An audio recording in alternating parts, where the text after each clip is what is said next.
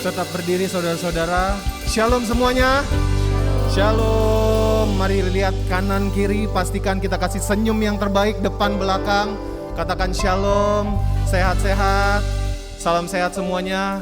Baiklah, kita akan segera memuliakan Tuhan. Kita semangat, kita mari katakan bahwa bersama Yesus kita akan bisa melakukan perkara yang besar. Amin. Yes. Mari kita bertepuk tangan. Mari kita bersuka cita sama Tuhan. Kita katakan bersama Yesus kita dapat melakukan perkara yang besar. Amin.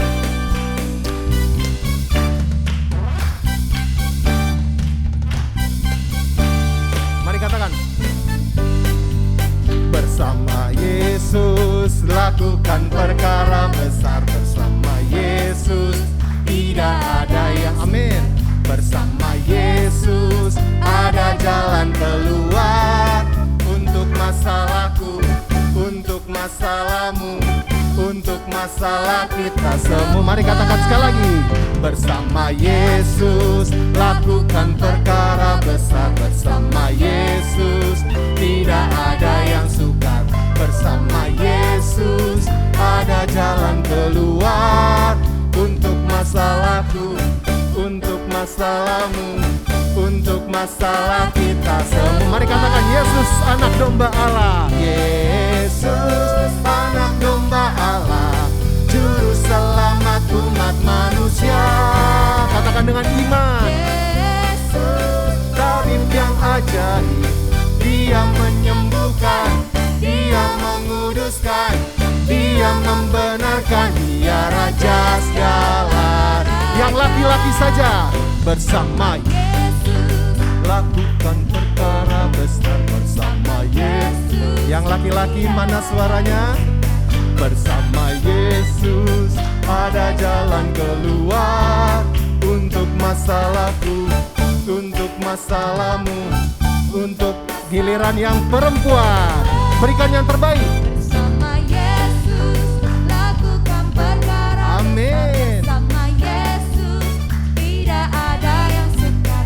Bersama Yesus ada jalan keluar untuk masalahku, untuk masalahmu, untuk masalah. Mari katakan sama-sama, Yesus anak domba Allah. Yesus anak domba Allah, juru selamat umat manusia.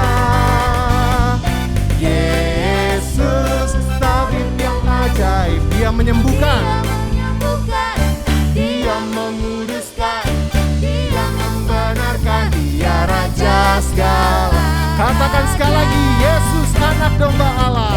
Yesus anak domba Allah, juru selamat umat manusia. Yesus tabib yang ajaib, dia menyembuhkan, dia menguduskan, dia membenarkan, dia raja segala. Katakan dia raja segala raja, dia raja segala raja, dia raja segala raja. Berikan kemuliaan. Yes.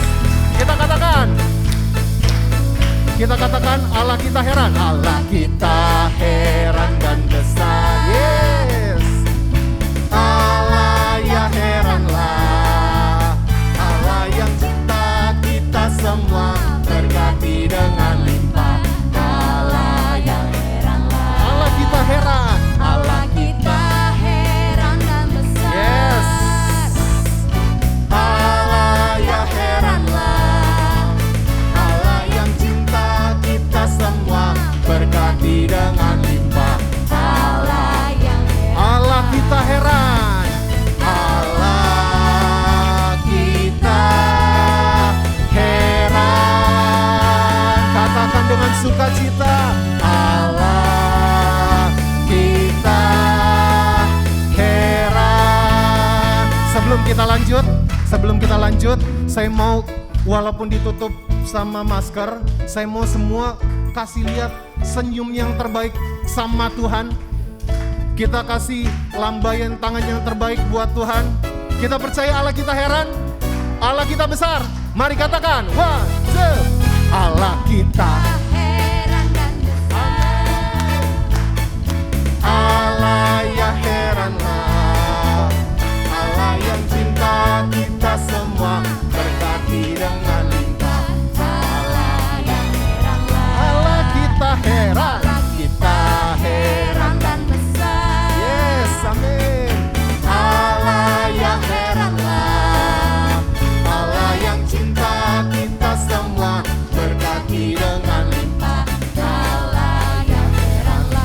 Angkat tangan kita katakan Allah kita heran, Allah kita heran, Allah kita besar. Katakan Allah kita besar, tak besar. Sekali lagi katakan dengan penuh sukacita. Allah kita besar. Amin. Kita percaya Allah kita heran dan besar yang sanggup melakukan segala perkara. Mari saya undang untuk duduk kembali, saudara-saudara. Sebelum kita mendengarkan kebenaran firman Tuhan, saya mengajak untuk kita menyatukan hati kita menundukkan kepala kita menundukkan hati kita. Kita mau katakan sama Tuhan, Tuhan kami ini milik-Mu Tuhan.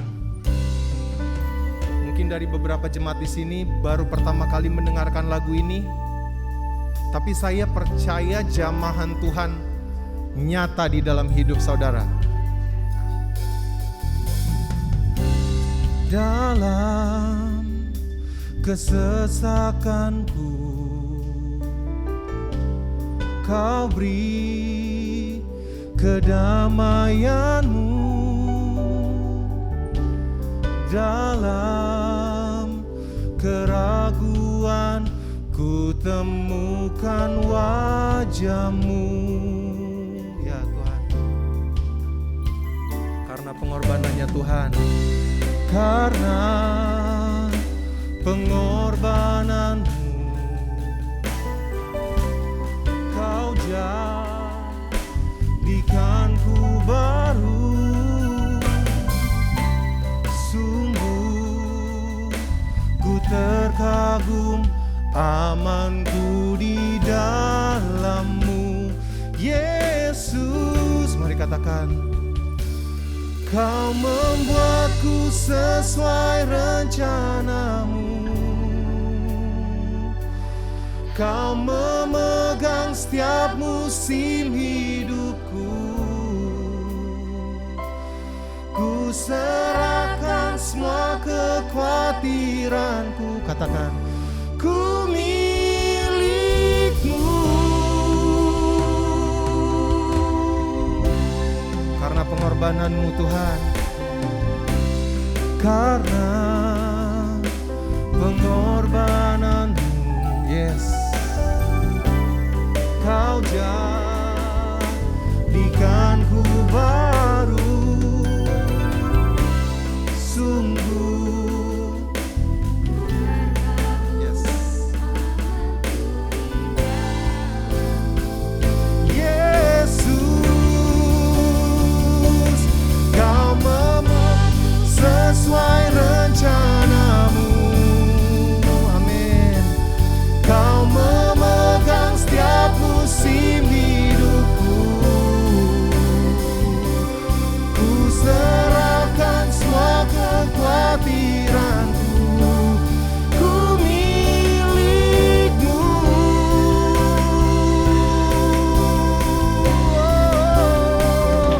Semua kekuranganku Kau pun tahu.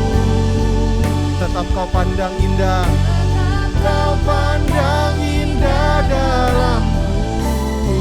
Kami angkat Tuhan, ku angkat tanganku dan berseru, ku milik-Mu.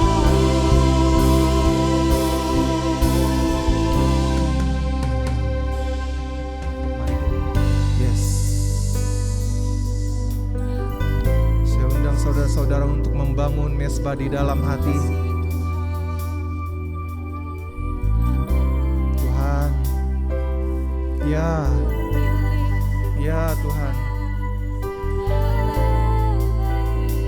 sampai kapanpun kami percaya Tuhan bahwa kami milik-Mu Tuhan, sekarang dan selamanya. Mari sembah, mari sembah. Oh, ya, yang percaya Yang percaya kalau mujizat Tuhan masih ada, mari keluarkan yang terbaik yang kita punya.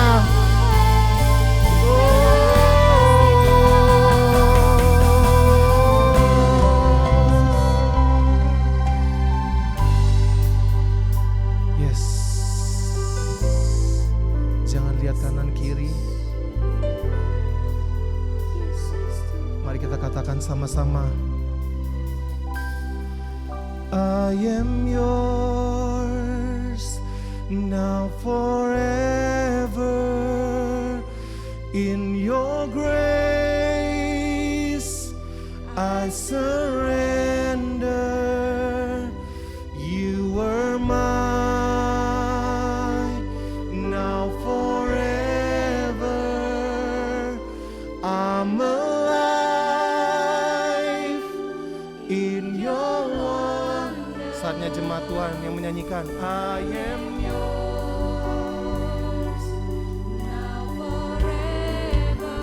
yes Lord. In your grace I surrender. You are mine now forever. ya Tuhan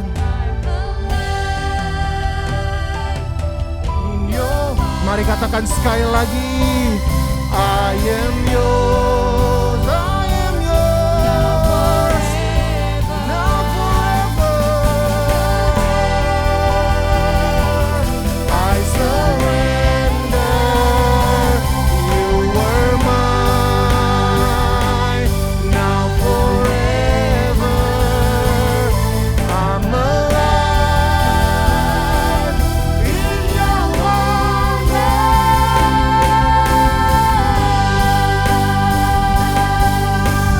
Kami percaya Tuhan, kami milik-Mu Tuhan.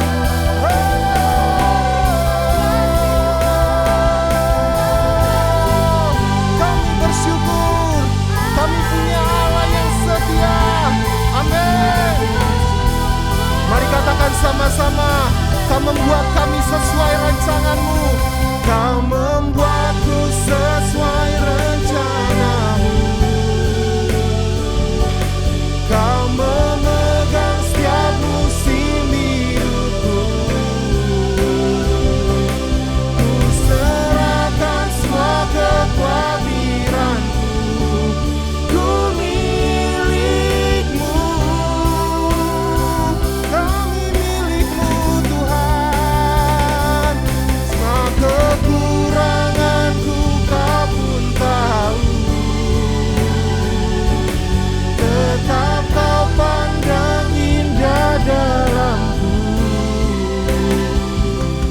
Ku angkat tanganku dan berseru, ku milik-Mu.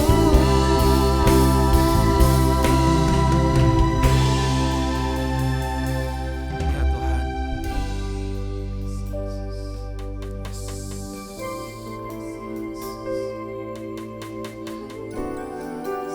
Ya Tuhan.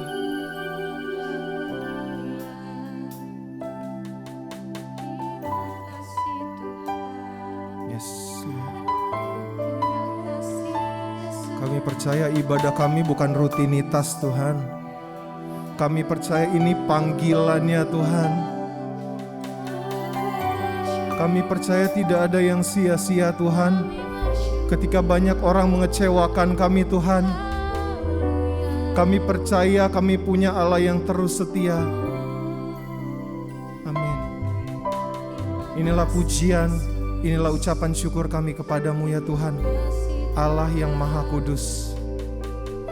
Dan kini saatnya kami ingin duduk diam dengan tenang Bapa, mendengarkan kebenaran firman Tuhan.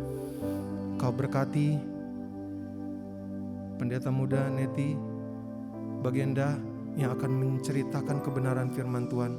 Engkau pakai dia lebih heran lagi Tuhan. Di dalam nama Tuhan Yesus Kristus kami berdoa dan mengucap syukur. Haleluya. Amin. Shalom saudara dikasih Tuhan, senang sekali saya Pendeta Rubin Andi Abraham bisa melayani Anda dalam ibadah ini. Dan hari ini saya akan menyampaikan firman dengan judul Kekayaan Sejati. Mari kita baca 1 Timotius 6 ayat 17-19 yang berbunyi demikian. Peringatkanlah kepada orang-orang kaya di dunia ini agar mereka jangan tinggi hati dan jangan berharap pada sesuatu yang tak tentu seperti kekayaan, melainkan pada Allah yang dalam kekayaannya memberikan kepada kita segala sesuatu untuk dinikmati. Peringatkanlah agar mereka itu berbuat baik, menjadi kaya dalam kebajikan, suka memberi dan membagi, dan dengan demikian mengumpulkan suatu harta sebagai dasar yang baik bagi dirinya di waktu yang akan datang untuk mencapai hidup yang sebenarnya. Kalau kita membaca sepintas, ayat-ayat ini tampaknya menunjukkan bahwa Allah itu anti kekayaan. Apalagi Tuhan pernah memberikan sebuah perumpamaan tentang orang kaya yang bodoh. Tetapi sebetulnya Alkitab tidak melarang untuk kita kaya. Abraham adalah orang yang kaya. Anaknya Ishak itu kaya, kian lama kian kaya, bahkan akhirnya menjadi sangat kaya. Tetapi Tuhan hanya ingin mengingatkan bahwa harta dunia ini fana, tidak bisa dibawa kemana-mana. Karena itulah Yesus berkata dalam Matius 6 ayat 19-21, janganlah kamu mengumpulkan harta di bumi. Di bumi ngengat dan karat merusakkannya dan pencuri membongkar serta mencurinya. Tetapi kumpulkanlah bagimu harta di sorga.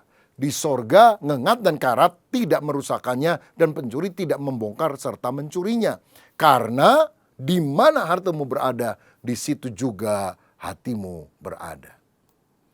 Tuhan tidak mempersoalkan apa yang Anda miliki. Yang Tuhan persoalkan adalah apa yang memiliki Anda, apa yang menguasai hidup kita. Kalau harta itu menjadi budak yang kita bisa gunakan untuk memelihara keluarga, mensupport pekerjaan Tuhan, menjadi berkat bagi orang lain, itu sesuatu yang baik. Tapi kalau kita menjadi serakah, dikuasai oleh harta benda, kita sudah berdosa. Nah, Tuhan mau kita punya kekayaan sejati yang lebih baik daripada kekayaan jasmaniah belaka, kekayaan materi. Karena kekayaan sejati ini sifatnya tahan lama, bahkan kekal. Dalam Ibrani 10 ayat 34 dikatakan, memang kamu telah turut mengambil bagian dalam penderitaan orang-orang hukuman. Dan ketika harta kamu dirampas, kamu menerima hal itu dengan sukacita. Sebab kamu tahu bahwa kamu memiliki harta yang lebih baik dan yang lebih menetap sifatnya. Saudara, harta di bumi ini sementara, bahkan bisa dirampas orang. Tapi harta di sorga itu kekal sampai selama-lamanya. Itulah kekayaan sejati yang kita harus miliki. Dalam Wahyu 3 ayat 17 Tuhan mengecam jemaat Laodikia yang merasa dirinya kaya secara duniawi. Padahal di hadapan Tuhan mereka adalah orang yang melarat, malang, miskin, buta, dan telanjang. Jadi orang yang kaya harta belum tentu kaya jiwa dan rohnya. Tuhan mau kita punya kekayaan sejati. Nah, jika demikian kekayaan sejati apa saja yang Allah ingin kita miliki? Yang pertama, dicatat dalam Amsal 22 ayat 1. Dikatakan, nama baik lebih berharga daripada kekayaan besar. Dikasih orang lebih baik daripada perak dan emas. Saudara-saudara, jadi harta kekayaan sejati yang pertama adalah nama baik. Ada ungkapan berkata, harimau mati meninggalkan belang, gajah mati meninggalkan gading, tapi manusia mati meninggalkan nama. Apakah nama baik ataukah nama yang sudah rusak? Apa artinya kita punya harta kekayaan yang luar biasa, tapi nama kita cemar, nama kita busuk. Dan ini tentu menjadi beban bagi keturunan kita di waktu yang akan datang. Saudara, harta bisa diperoleh, tapi kalau karena korupsi, memeras orang, akhirnya ketangkep KPK lagi ya, Komisi Pemberantasan Korupsi. Wah, celaka hidup kita. Amsal 28 ayat 6 berkata, lebih baik orang miskin yang bersih kelakuannya daripada orang yang berliku-liku jalannya sekalipun ia kaya. Ya memang paling bagus sih kaya dan jujur. Tapi kalau harus pilih salah satu, pilihlah yang jujur. Bukan kaya tapi nggak jujur, yang berliku-liku jalannya. Nama baik adalah hal yang kita perlu perjuangkan untuk kita dapatkan seumur hidup kita. Sebab orang yang sungguh-sungguh kaya adalah orang yang kaya di hadapan Tuhan, dipuji oleh Tuhan karena sifat yang berkenan kepadanya. Salah satu orang yang mendapatkan apresiasi dari Tuhan adalah Ayub. Dalam Ayub 1 ayat 1 dikatakan ada seorang laki-laki di tanah Uz bernama Ayub. Orang itu saleh dan jujur. Ia takut akan Allah dan menjauhi kejahatan. Lalu bertanyalah Tuhan kepada iblis, apakah engkau memperhatikan hambaku Ayub? Sebab tiada seorang pun di bumi seperti dia yang demikian saleh dan jujur, yang takut akan Allah dan menjauhi kejahatan. Oh, betapa kayanya orang yang dipuji oleh Allah. Dan inilah kekayaan sejati yang kita harus kejar. Saleh artinya taat beribadah dan tercermin dalam hidup sehari-hari yang baik. Jangan di gereja alim, di luar gereja lalim, di gereja saleh, di luar gereja salah, di gereja berdoa, di luar gereja berdosa. Tapi mari kita benar-benar beribadah dengan rajin dan menjadi orang yang berkenan kepada Tuhan.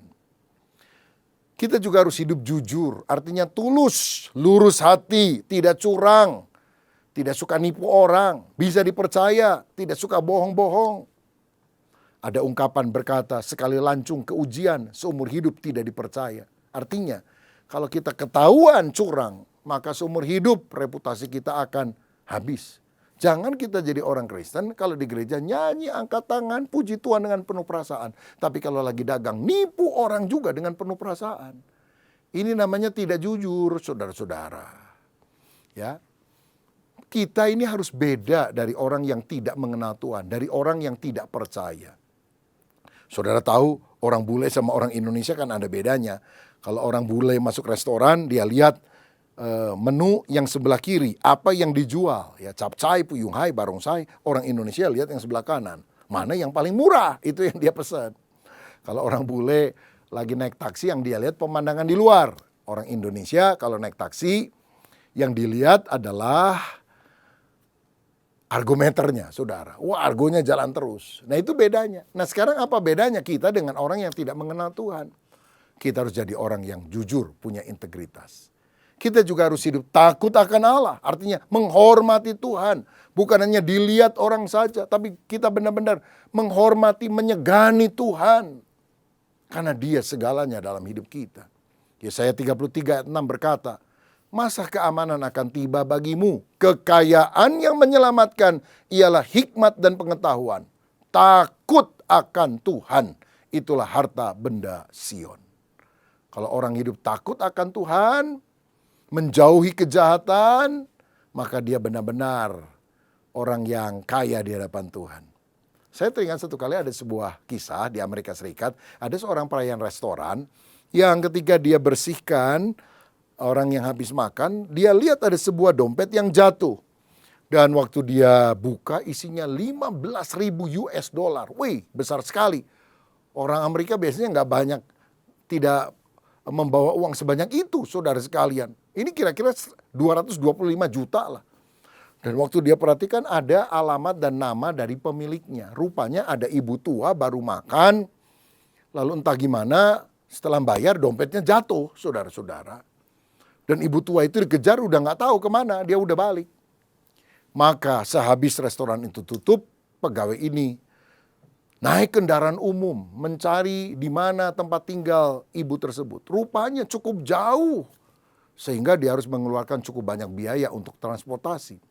Dan ketika dia ketuk pintu itu, muncul wajah ibu yang tadi makan di restoran tempat dia kerja. Wajahnya masih panik begitu saudara. Lalu dia bilang, ibu kehilangan dompetnya. Oh iya, kok kamu tahu? Jatuh di restoran tempat ibu tadi makan siang. Ini, lihat, jumlahnya masih utuh, semuanya tidak ada yang kurang. Begitu dihitung, 15.000 US dollar. Senang sekali, saudara sekalian. Dan dia kasih tip untuk orang ini, $5 doang, saudara. Untuk ongkos transport aja nggak cukup. Tapi pegawai ini bilang, oh ya ini memang milik ibu, jadi nggak apa-apa, ibu nggak kasih tip juga, saya akan tetap kembalikan. Tapi rupanya ibu itu kemudian besoknya menceritakan kepada tetangganya, seorang wartawan koran, yang kemudian memasukkan kisah ini di dalam korannya, mencantumkan nama daripada pegawai itu dan juga alamat dan nama restorannya. Dalam beberapa hari kemudian restoran itu ramai sekali, saudara. Karena apa? Orang-orang ingin ketemu dengan karyawan yang jujur ini. Dan beberapa orang bahkan dari berbagai kota di Amerika Serikat mengirim surat yang di dalamnya juga ada cek yang bisa dicairkan. Malah beberapa gadis menulis surat ingin melamar menjadi pasangan hidup daripada orang yang jujur ini. Orang yang punya nama baik, orang yang punya reputasi yang dipertahankan, orang yang berkenan kepada Tuhan akan diangkat oleh Tuhan karena dia punya kekayaan sejati. Saudara sekalian, kekayaan sejati yang kedua itu dicatat dalam 1 Timotius 6 ayat 18 yang berkata, "Peringatkanlah agar mereka itu berbuat baik, menjadi kaya dalam kebajikan, suka memberi dan membagi." Nah, ini yang Tuhan katakan, kita harus kaya dengan kebajikan. Apa itu kebajikan? Kebajikan adalah kasih yang aktif. Kebaikan adalah sikap hati di dalam, karakter. Kebajikan adalah perbuatan kasih yang nyata di luar. Jangan cuma jadi orang baik cuma di dalam.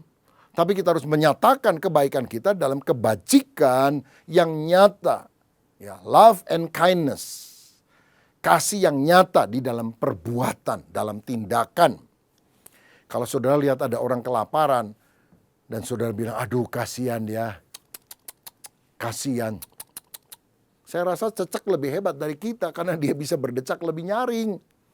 Apalagi kalau ada orang minta makan ke rumah kita dan dibilang, aduh papa, ibu saya lapar, udah seharian gak makan. Lalu saudara masuk ke rumah saudara, ke dalam kamar, bawa Alkitab yang segede buku besar itu. Lalu buka Matius 4 ayat 4. Manusia tidak hidup dari roti saja, tapi dari setiap firman yang keluar dari mulut Allah. Pingsan tuh orang, saudara. Karena yang paling bagus kita lakukan adalah silakan masuk Pak, makan di meja makan. Silakan makan apa saja, termasuk sendok, piring, dan garpunya kalau mau. Dan orang itu akan mendapatkan pertolongan yang real, yang nyata.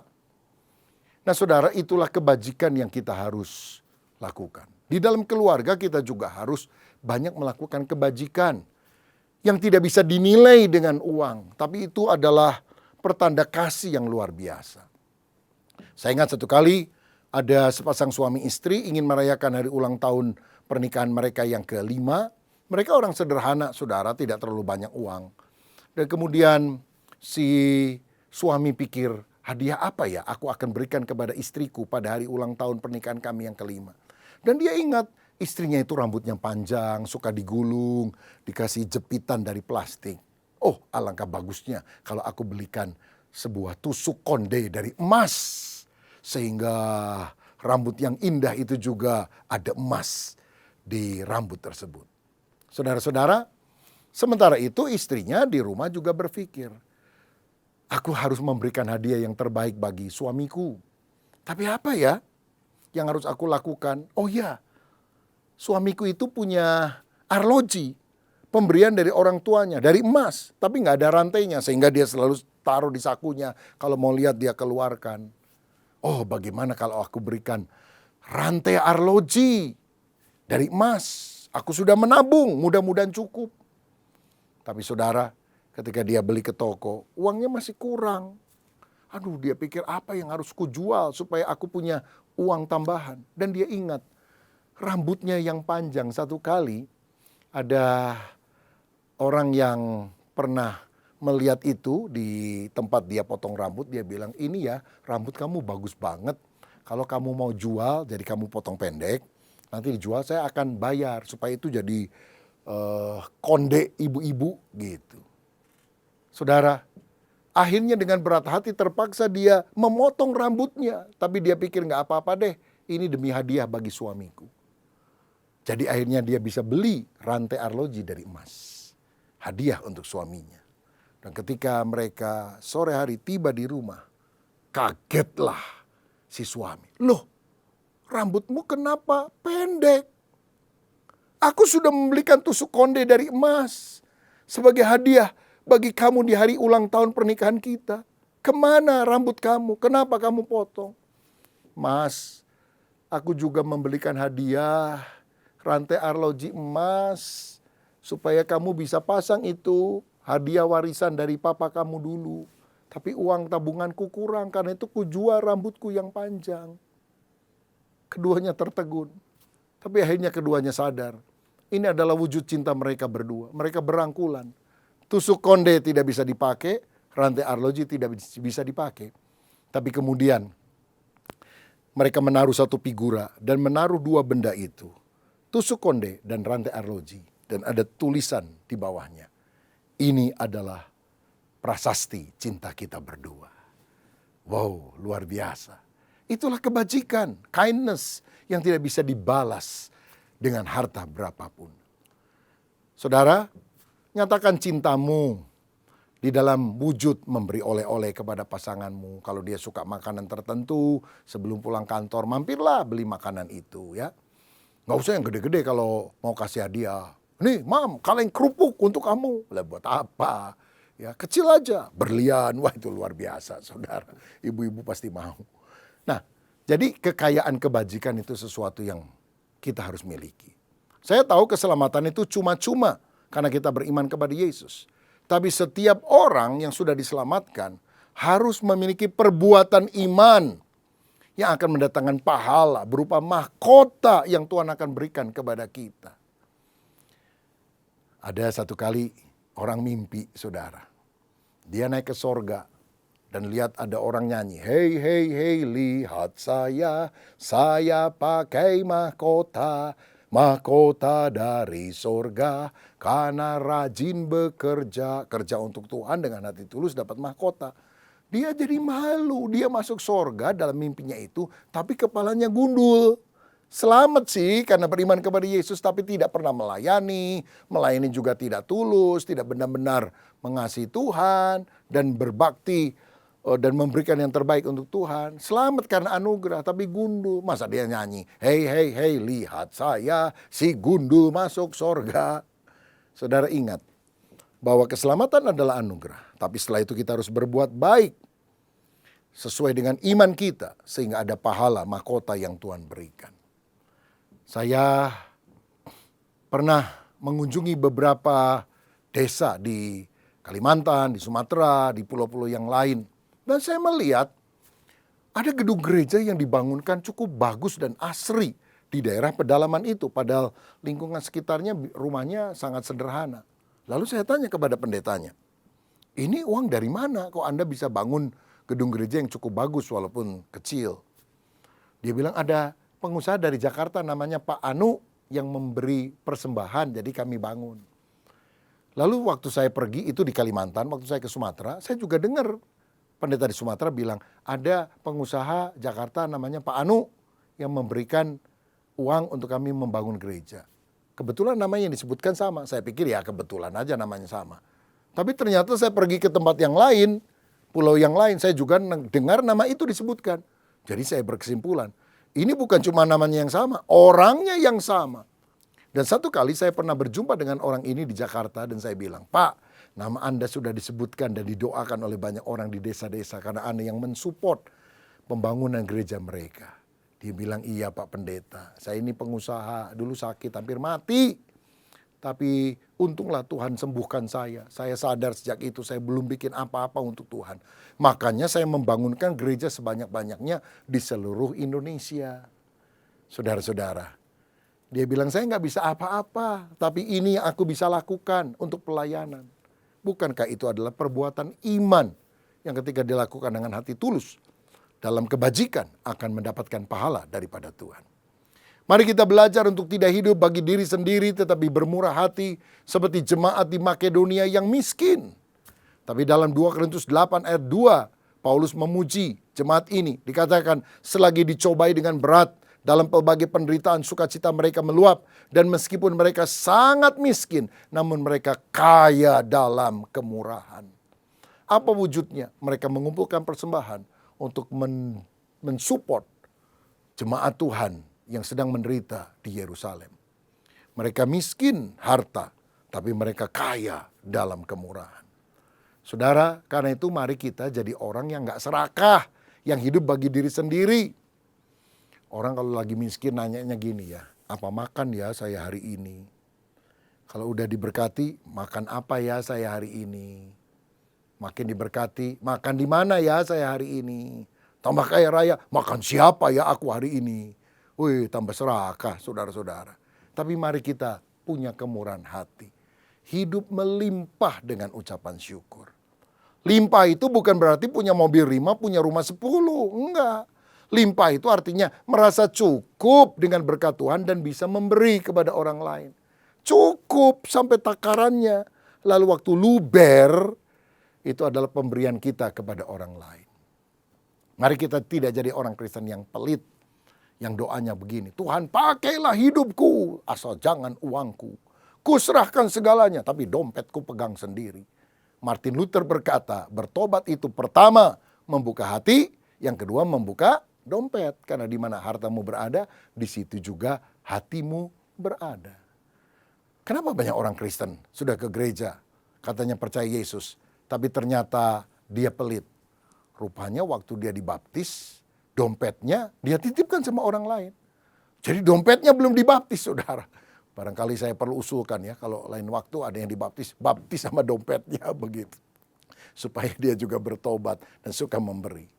Galatia 6 ayat 9 dan 10 berkata, janganlah kita jemu-jemu berbuat baik, karena apabila sudah datang waktunya, kita akan menuai jika kita tidak menjadi lemah. Karena itu, selama masih ada kesempatan bagi kita, marilah kita berbuat baik kepada semua orang, tetapi terutama kepada kawan-kawan kita seiman. Mari kita belajar memberkati orang yang berkekurangan. Ada seorang kaya raya konglomerat dari Amerika Serikat pada zamannya, namanya Rockefeller. Kayanya luar biasa. Tapi waktu dia berusia 55 tahun, sakit kanker usus. Dokter bilang 3 bulan mati. Wah, dia panik, saudara. Dia pikir, saya belum berbuat banyak. Harta saya yang banyak ini buat apa? Lalu dia mulai menyumbang untuk misi, untuk pembangunan gereja, untuk sekolah, untuk panti asuhan, untuk berbagai kegiatan. 3 bulan masih hidup. 3 tahun masih hidup. Dia baru mati 33 tahun kemudian pada usia 88 tahun. Ya kalau udah 88 udah waktunya lah. Kenapa dia sakit? Pelit, saudara-saudara.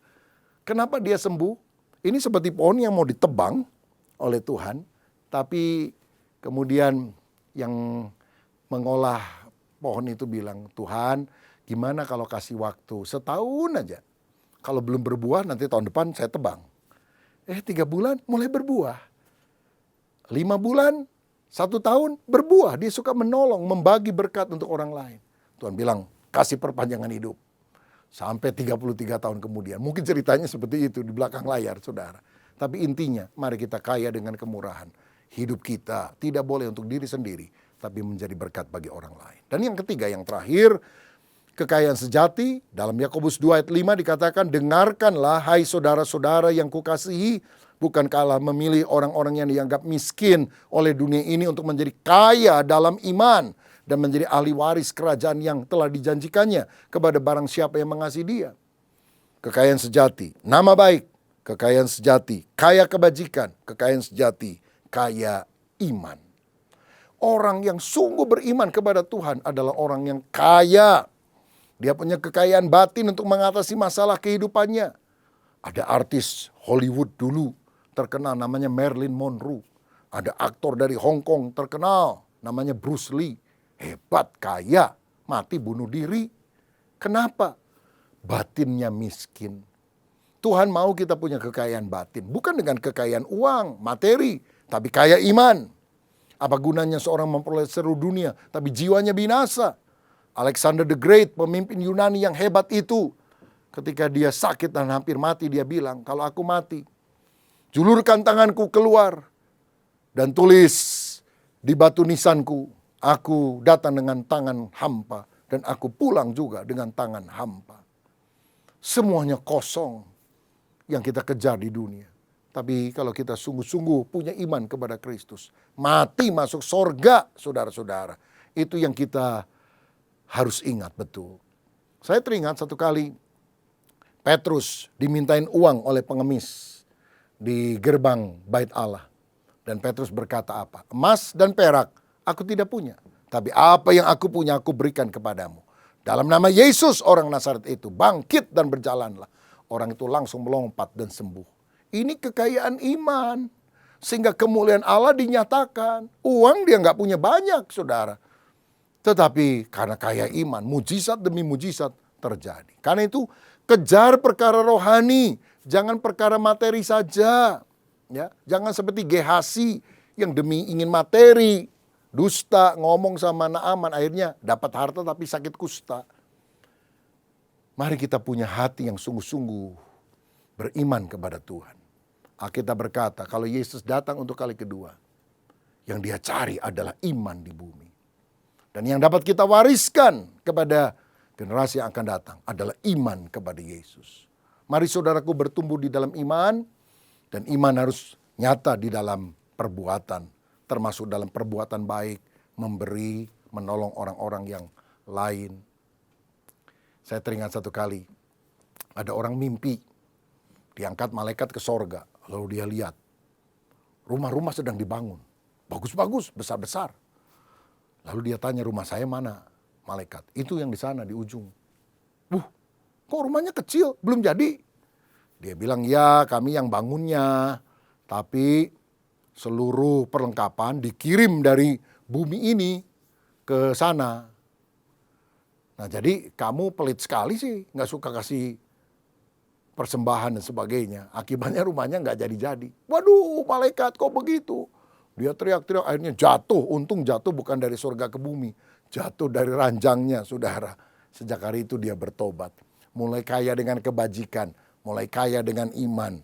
Mulai memiliki karakter yang baik. Sehingga punya nama baik untuk kemuliaan nama Tuhan. Ini doa saya supaya saudara benar-benar memiliki kekayaan sejati di dalam Kristus. Tuhan memberkati, mari kita berdoa. Bapa terima kasih untuk kebenaran firman-Mu. Kami tidak hanya mau mengejar kekayaan duniawi, tapi kami mau kaya di dalam Kristus. Berkat-Mu atas kami yang telah menerima firman dalam nama Yesus. Haleluya. Amin. Sampai jumpa, Tuhan Yesus memberkati.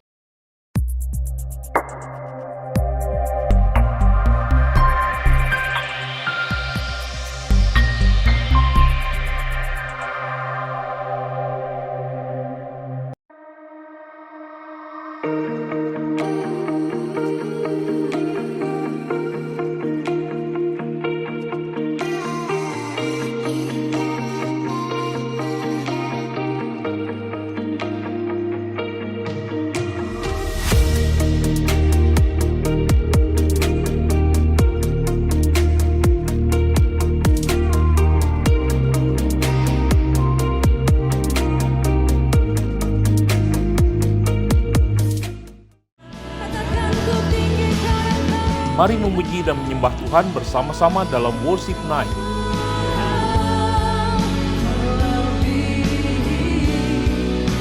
Yang diadakan pada Kamis 13 Oktober jam 7.30 malam. Live on YouTube channel GBI Bethel. Disertai renungan malam bersama Pendeta Dr. Rubit Adi Abraham. Kuat dalam Tuhan bagian keempat.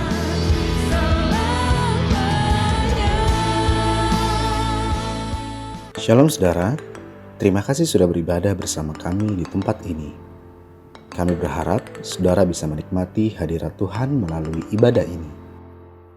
Bagi saudara yang baru pertama kali hadir beribadah, kami senang saudara bisa bergabung bersama dengan kami. Ibadah onsite GBI Bethel Harapan Indah diadakan setiap hari Minggu pukul 8.30 dan 10.30 pagi. Ibadah online juga bisa saudara ikuti pada pukul 6 pagi melalui YouTube GBI Bethel Harapan Indah. Kami juga mendorong saudara untuk bertumbuh melalui kegiatan mingguan di gereja ini. Menara doa pagi diadakan setiap hari Senin sampai Sabtu pukul 6 pagi melalui aplikasi Zoom. Doa malam mujizat diadakan secara onsite setiap hari Kamis, minggu kedua, ketiga, dan keempat pukul 19.30 di gereja lantai 2. Konser doa malam mujizat setiap Kamis di minggu terakhir pukul 19.30 waktu Indonesia bagian Barat. Ibadah anak yaitu ibadah Bethel Kids diadakan setiap hari Minggu pukul 8.30 dan 10.30 pagi.